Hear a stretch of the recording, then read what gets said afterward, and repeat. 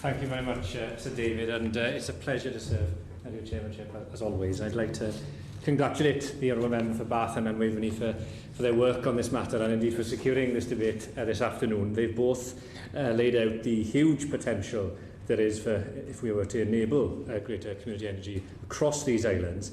And as the Honourable Member for Waveney went into some detail there, some of the mechanisms that we believe can really realise that potential, namely a right to local supply.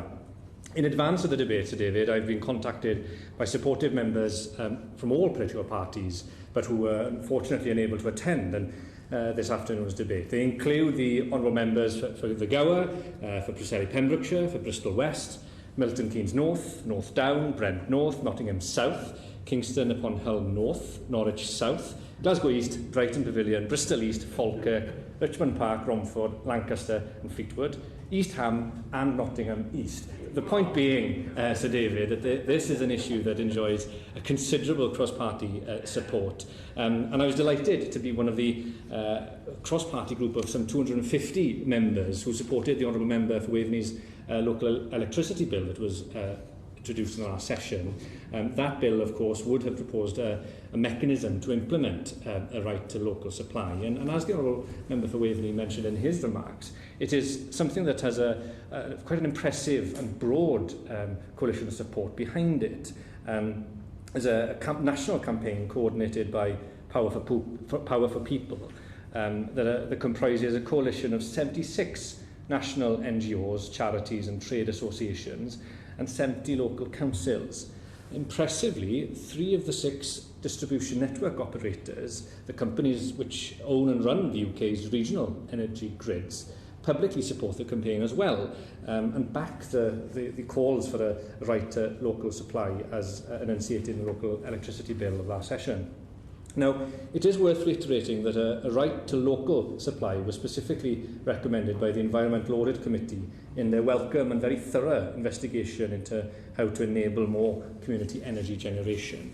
And the possible benefits, although they may sound too good to be true, but they are very real. The recent Community Energy State of the Sector report stated that the existing community energy groups operating across these islands reduced energy bills by £2.9 million last year and created £3.1 million worth of community benefit expenditure. Now, just imagine what those figures could be if community energy was fully enabled and grew from its current 319 megawatts to over 3,000. In Wales, we have the highest community energy organisations per head of the population relative to the rest of these islands. But if a right to local supply was established, even more people and communities could become electricity customers of local enterprises. Communities such as Cardigan and Ceredigion, which has a budding local energy club and ample local generation of renewable energy, and yet currently local demand is not being catered for by local supply. A right to local supply would, of course, help connect consumers with locally generated electricity, and the knock-on effect would be seen in communities across these islands.